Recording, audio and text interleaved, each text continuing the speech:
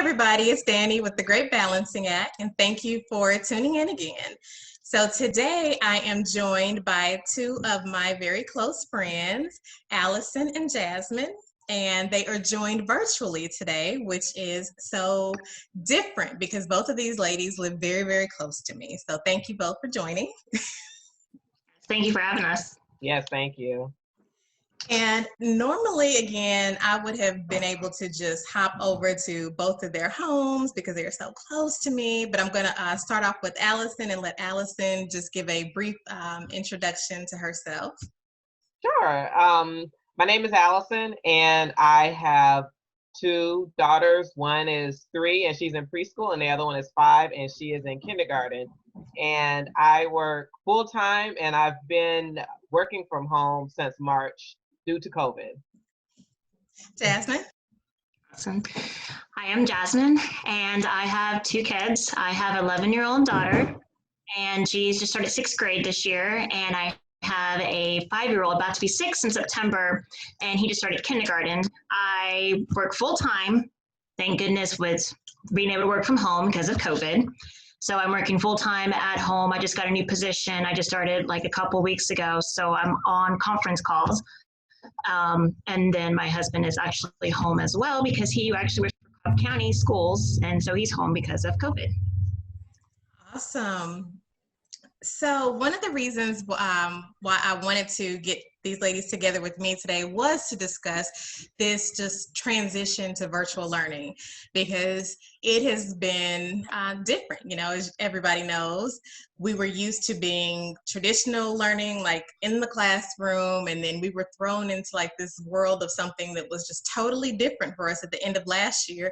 And then Allison, she's like totally new to this. As she mentioned, her oldest daughter is going into kindergarten this year. She was in pre-K last year, but this is like totally new because she was going from pre-K, first time entering the public school system, and this is how she's starting out. So I just thought that these two ladies had great experience to share.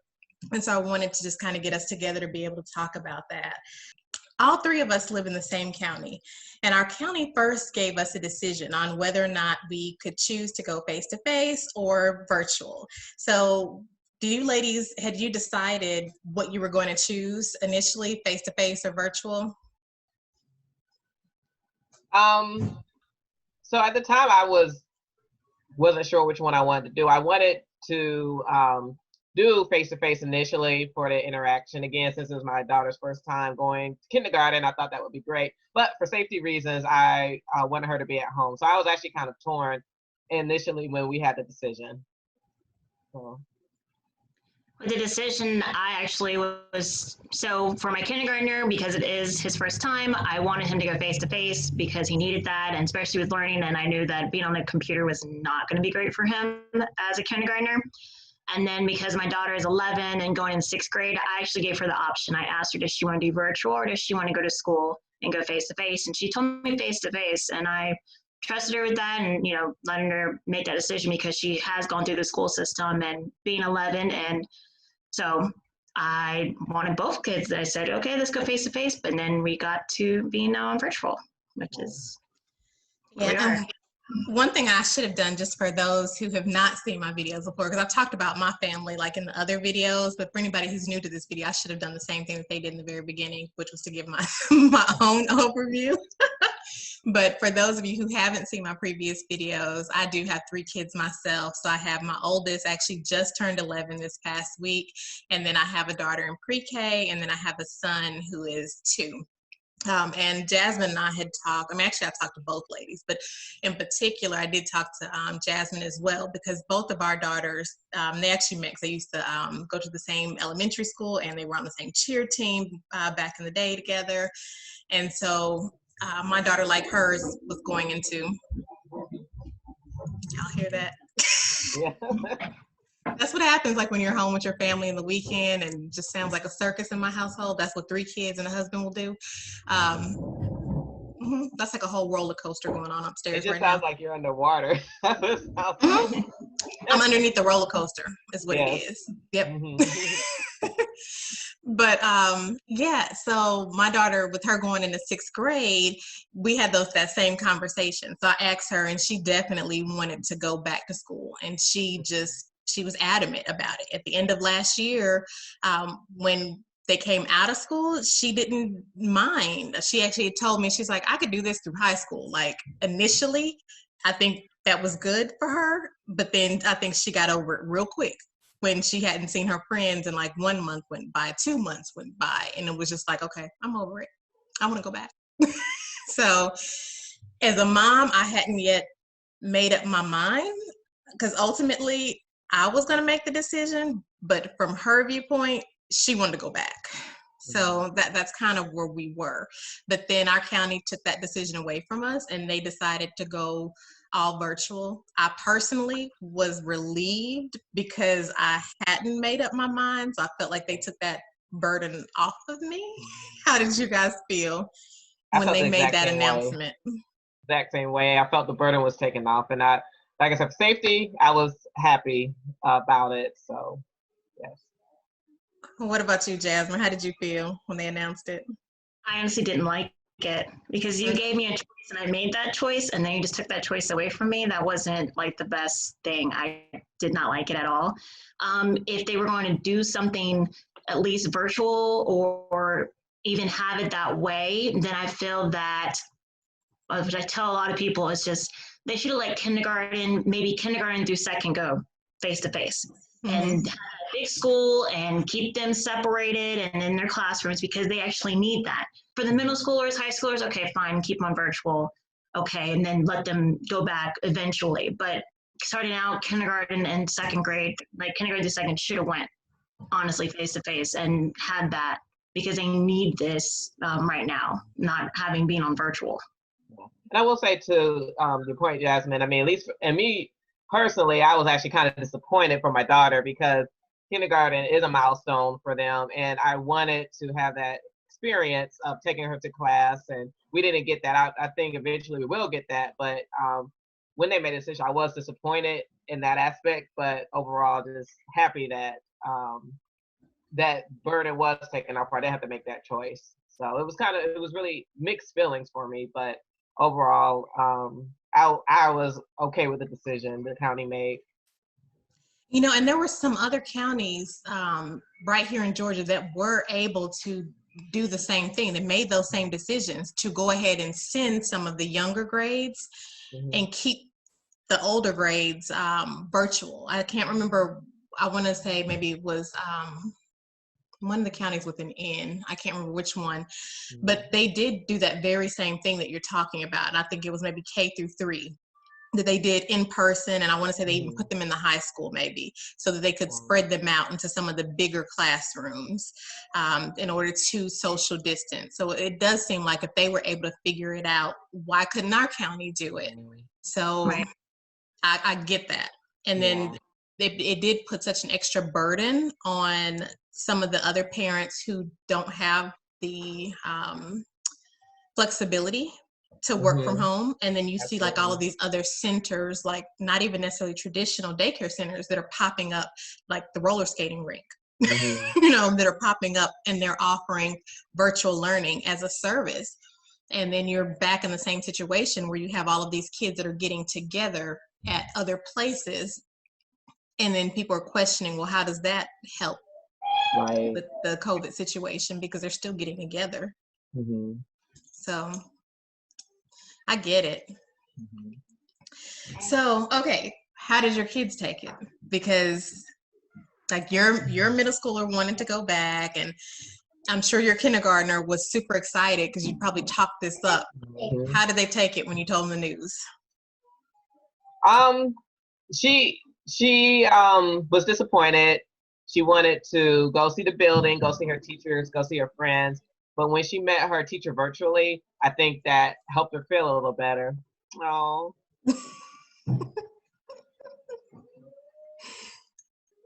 So, but she's going with it. She every day she just says, "I can't wait to see my teacher. I can't wait to see my class." And so I just tell her, you know, one day we'll get to see it soon. So we're working through it. So that's how she's handling it.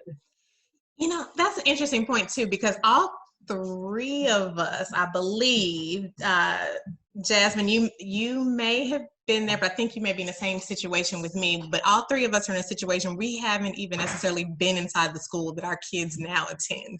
Yeah, that's true. Right. See, Because we all had transition years.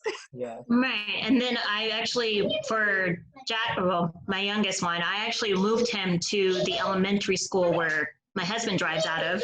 So it'd just be easy for him to just ride the bus with him and get to school. And then my daughter would just be able to catch the bus because I was going to actually be going to College Park with my new job instead of being on virtual. But with that, I would have loved to been able to drop him off or at kindergarten and be there. And when he got the information, he was like, well, who's taking me to my classroom?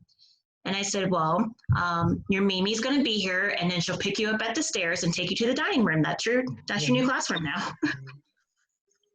That's how you're going to be picked up in the classroom. I did do pictures with my oldest for her first day kindergarten, which had the backpack on, and but instead of us taking a picture of us walking to the school, yes, we took a picture of us walking back up the stairs into the house, going back to school. So yeah, it was interesting. Love it. And I do storage things too. So I have the storage ones, like the 3 bins thing, and they roll. So I made that one his cubby. So he has a cubby. And then I told my daughter that's her locker. You don't have to have a combination, so it automatically opens. So it shouldn't get stuck. I don't want to hear any excuses. And be able to use it that way. Yeah, love it.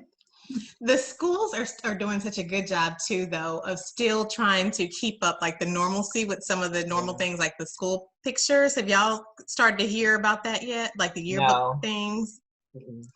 So I did see like for my oldest, they sent out a message this week too to tell us to go ahead and upload our first day pics. So they sent it after the first day. So I told her this weekend, actually, we forgot to do it, to go back and we're going to stage that first day pic because with her being middle school, she has like a little bit of the middle school attitude. So she wanted to wear like the rag on her head on the first day. And I made her take it off because she's going to be on camera, but she did not get all dolled up like we normally do when we leave the house. So I did not take the cute picture that we normally would. And so I said, is this really what you want me to submit to the yearbook? She's like, oh no. I said, okay, we need to fake a first day pic then. Because they gave us a link to upload them because they're still going to try to, do the yearbook. So, but I appreciate that. So they'll just be first day pics from home. So, all right. So how did the first week go overall? You want to go first, Jasmine? Jasmine, you have an expression.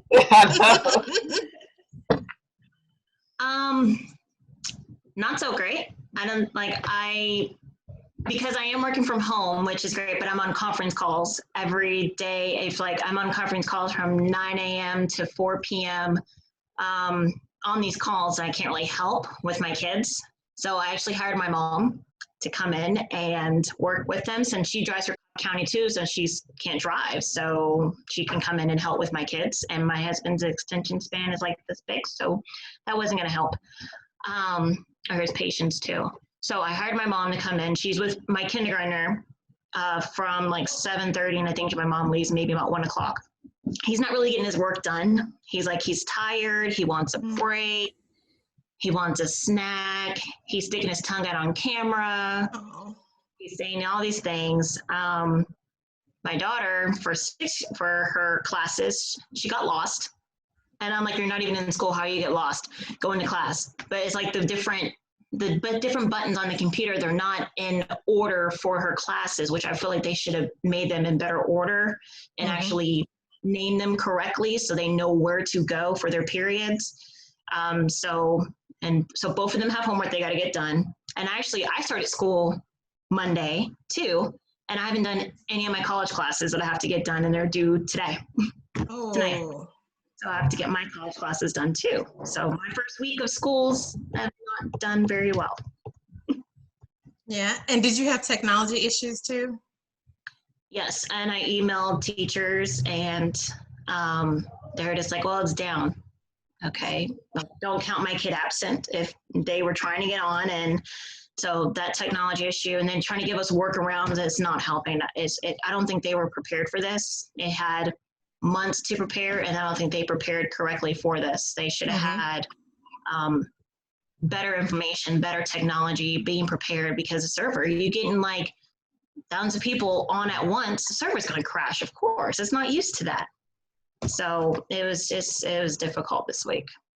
Yeah, so I had another friend of mine on the very first day.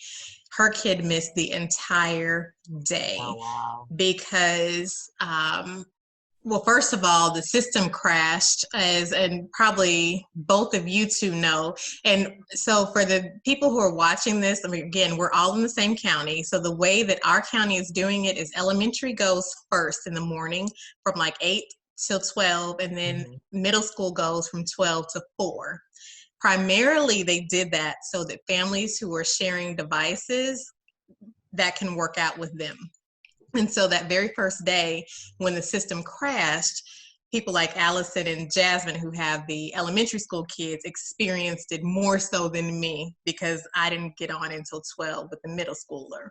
And so this other friend, the system crashed, and although it got back up after like an hour or so, that wasn't necessarily the case for everybody.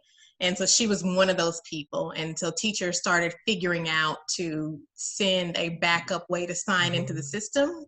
And her teacher that she had was not a tech savvy teacher who figured out that she probably needed to send that information to her parents. And you can't necessarily fault the teachers, because they didn't go to school trained to be virtual teachers, right? So I don't know, but she didn't do that. And so her kid missed the entire day because the teacher did not communicate with her until the day was over, although she had emailed her several times that she couldn't get on.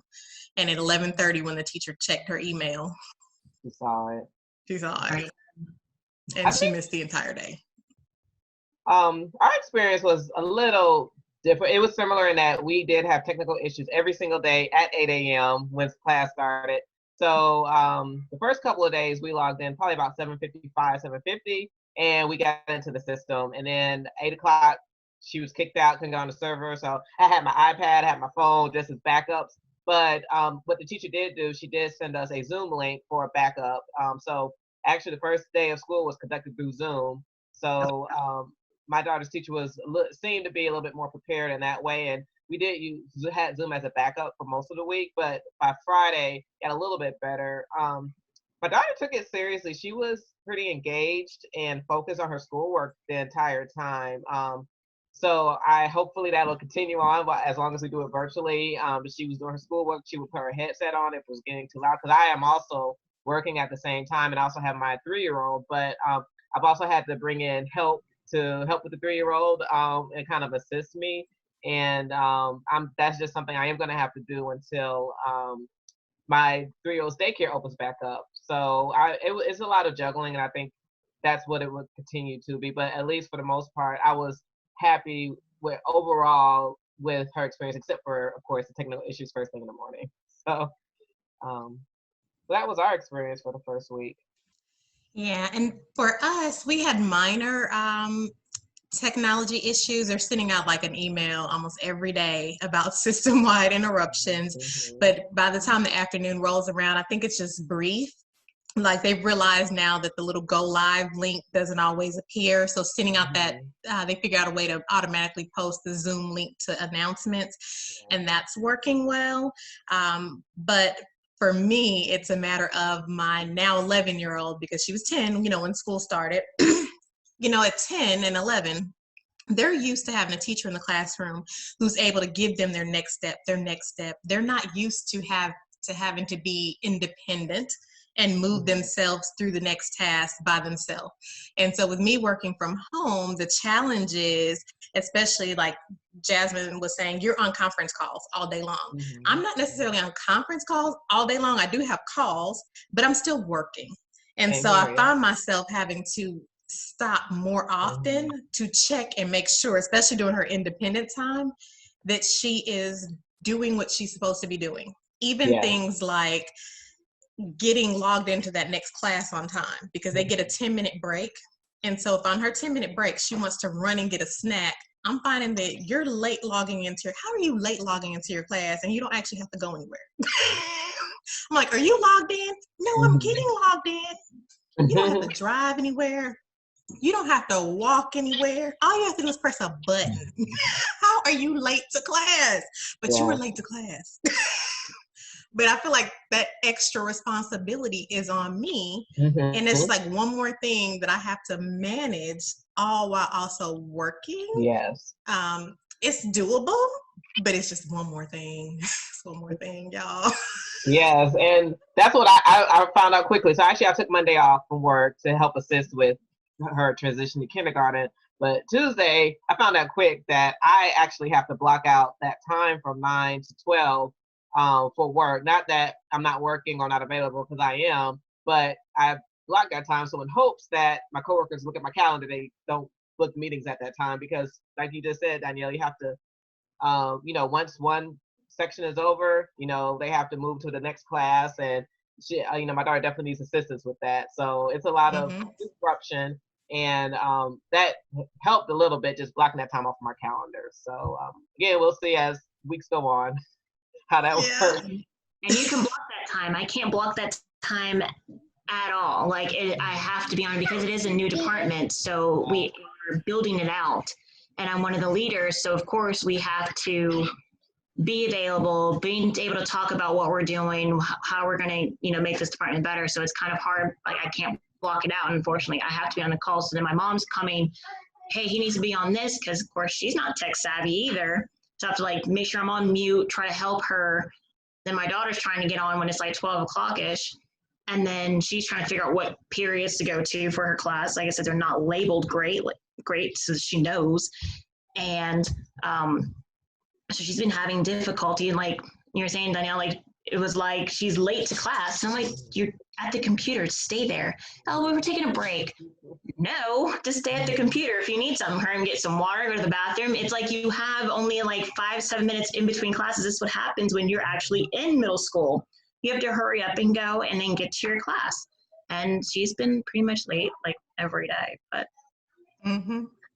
doing it virtually, they should have been able to have some people face to face. And plus also, what didn't mention, my daughter's on an IEP plan. So that's even harder for her because she has to have structure for her learning. And their IEP plan that they sent out for us at the beginning of this year, it doesn't do anything that she actually needs virtual, then she actually would need face to face. So I feel like she's going to be behind, and it's going to be awful. And so, okay, with that being said, do you think that there is a way for virtual to be successful? For me, last week, it got better. The technical issues got better each day. So I can see it working in the future, but I think I would prefer to maybe have a hybrid approach where they're virtual some days a week, but then go face-to-face other days. Because at least for my 5-year-old, again, we'll just have to see how it goes as the weeks progress, because she did fine the first week, but I am interested to see how they keep her class engaged all day, every day for the next few weeks. I'll be honest, I was really hoping for the hybrid approach, and I was really disappointed with the reason that they gave in our county for why they wouldn't do it. So yeah, I think as time goes on, I can see it, as people get more used to it, I can see it improving, but we'll just have to see. So yeah. I think it's just different type of learners. Like myself, I do all my college classes are all online. I'm an online class learner for my college classes. I made Dean List last semester. That's just me as a learner. I can do it because being already in school, but college is completely different. You're doing it on your own, reading, everything like that. These kids from K through 12, they actually need that structure, that face-to-face. They need to be able to learn how to learn. And I don't think that they're getting that from being virtually. It's like some of them been turned off their cameras, they're muting themselves, they're putting different backgrounds. Like they're not learning to learn. They haven't developed those skills yet.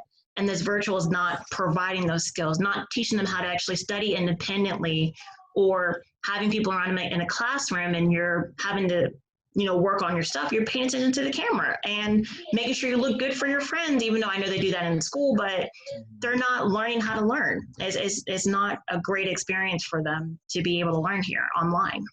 Any other just like last minute thoughts on how you see this year going? We're 1 weekend, how you're feeling about it? I mean, I have a feeling that I feel like we'll be doing virtual for a few weeks, but I feel like at some point they'll reconsider like maybe a face-to-face option. But we'll see because I know flu season is coming around the corner too. So I'm just kind of willing to be open and stay flexible as best that I can. My husband, he's an essential worker, so he works outside the home every day. So, it all falls on me. So I'm just going to try to stay as flexible as I can be and just see where the school year goes. Awesome. Jasmine, what about you? I really wish it would just be face-to-face, especially just go ahead and roll that back in. I know we're supposed to phase it and doing the different phases going back, and they haven't given us any time frame on there when that would actually happen. But I really my gut is just like they K through second or third, whatever, they need to go face-to-face. I could understand older kids. If they want to stay virtual, cool, that's fine, because a lot of them want to hug and be with their friends, and a lot of the kindergartners don't really know that kind of stuff yet. That's why a lot of the high schools in other counties have been having to kind of close or be shut down or classes out. But I really hope they would just get back to face-to-face pretty soon, especially the ones that have maybe learning disabilities. Like my kids, they need that kind of structure. The socialization, I guess my kids are fine, because we do activities and stuff like that, but I still make sure that they're safe. We all wear masks going out. They wear the mask at the gym and all that kind of stuff, and take it off when they don't need it, because they it's a hazard if they do some tumbling with it. But hopefully in the near future we can get back to normalization, because I need a vacation too. I gotta go somewhere. Me too. Yes. Me too. Me too. I'm looking at cruises and I'm like, May, is it going to be fun in May? Let me see if I can book a vacation then. No, maybe September. I need to go back to the beach. Like, I've been looking up beach houses, y'all. I need to share with y'all my dream house that I want to rent. It has a swim up pool bar. I just need a couple families to go in on this house. Let me know. I'm ready. How much is the deposit? I keep looking at it. I'm just like, yes. We're going to stay here. We're supposed to go somewhere in September. We're supposed to go to Daytona, but Florida keeps being awful. So I'm like, okay, I guess I'm going to have to cancel Daytona Beach, but I got to do something for fall break. I can't stay in this house this whole time. We went to the water park in July, and that was safe because everybody wear a mask. Unless you're in the water, you don't have to wear a mask. Even if you go up to the bar, you have to wear a mask. Inside the restaurant, the hallways, you have to have a mask on. So we might just go back up to the water park in fall break, but I gotta get somewhere else. I need a beach. Yeah. And I did go to the beach this summer, but with everything going on, it was Which great. beach? It was in Hilton Head. Hilton Head. So yes, but we went early in the morning before everybody else got there. So it was nice, but again, as like a social distance, person not wearing a mask or getting too close, but hopefully it'll be a different experience next time we go, which hopefully will be soon. Yeah. But yes, I am optimistic. I think that they are going to open up the schools face-to-face sooner than what we think, just based off some of the conversations that they've been having. I had a chance to watch the school board meeting last week. So it sounds like it's coming sooner than what we may think. My question is going to be, because when they do open it up, they're going to give a choice again. And so my concern is what's going to happen to everybody's schedule now. We're getting to know our teachers, and you know, we have this half day schedule. How is that gonna like change everything? So I don't know. I want to see how they change things once they give the choice again. Yeah. So we'll see. Because I hate the situation that some of the other schools are in where like they started face to face and then they shut down and send them home and then they're opening it back up, and like I don't like the changes. So whatever way it's going to be, I prefer it to be consistent. So that's my thing. I agree, because to me that feels more disruptive to open up and, you know, close down, open back up. So I agree. I hope it's more consistent as well. So when they do switch to face-to-face, and I'm all for offering the choice when they do, because I do know that it is, it negatively impacts a lot of people. So as long as it's safe, go ahead and offer the choice. But I don't know that they have the staff to do it without restructuring everything because of how they have it right now. So it's going to cause a major restructure in the schedule that they're now operating and the teachers that everybody now has. So we'll see. I think it's going to be consistent when everything starts back. It's probably going to be, they're going to go, it's going to be a case, shut down. It's unfortunate that it's come to this new normalcy because I don't think people are protecting themselves the correct way and getting exposed and not taking care of it as they should and getting tested and doing what they're supposed to do. I just think people just think it's, oh, whatever, I get sick and it's like the flu and then I'll be okay and fine. But that's how it's not going to be consistent because of people that are not going to be following things that needs to make it consistent. So that's just unfortunately how it's going to be. I'm okay when they do go face to face. I'll just make sure my kids are being tested, maybe like every couple weeks, or if they're showing signs, definitely get them tested immediately and all this kind of stuff. Like I would put the concern in as my parent. I can't say the rest for any other parents out there that may not want to be like hands-on like me of trying to make sure my kids are safe and make sure they're not sick. But unfortunately, it's not going to be consistent for right now. It's probably going to be going, shutting down until they can get something under control or some kind of testing has to be in place, even though some parents may agree to it, some parents may not. Okay, the parents that don't agree to it, then they can be virtual because that means they're not taking it seriously and keeping the kids safe. That's just how I feel like, okay, you can do it privately or whatever, don't have the school do it, but just show like, hey, we're negative or something to try to help with that. Because I gotten it done and it was awful, but I'm willing to get it done again to make sure things are safe. But it's not going to be consistent, unfortunately. It's our new normalcy. And that's the part that I hate. And it's outside of our control what other people do. And so when you're at like other people's, you're depending upon other people to do what they're supposed to do, as our governor says they will do. And we know that they won't. But anywho, thank you, ladies, so much for spending your time on a Sunday afternoon when I know you have a million and one things that you could be doing with me and with the YouTube land.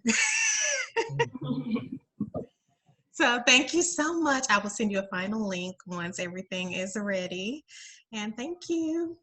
Thank you. This was great. Thank you, Danielle. It's so different being in front of the camera than behind the camera. So it's like it's a little different. Woo. I know, right? Thank you. Well, I will talk to y'all later. All right. Have a good day. All right. Y'all too. Bye. Bye.